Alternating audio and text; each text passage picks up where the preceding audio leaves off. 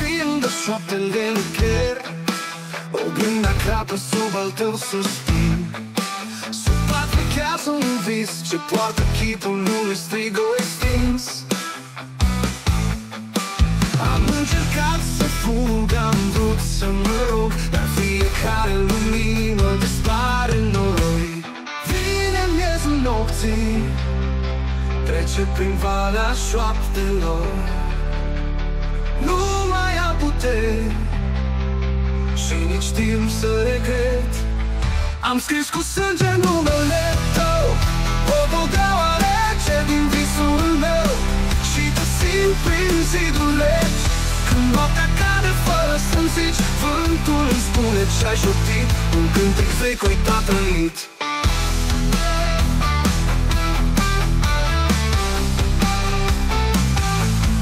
Vine miezul nopții, tău pași grei cu jurăminți.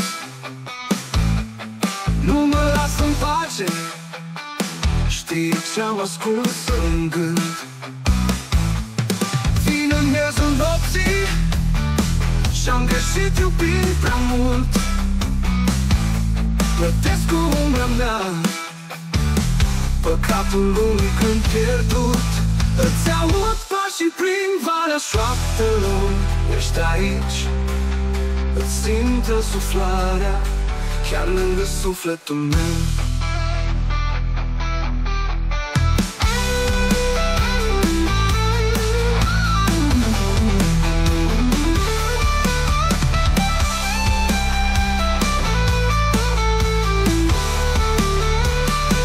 Am scris cu sânge numele tău pe podeaua rece din visul meu, și te simt prin zidul reci.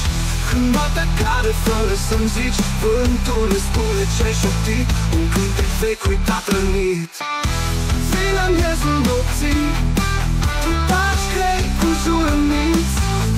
Nu mă las în pace, știi ce-am ascuns în gând, în gând.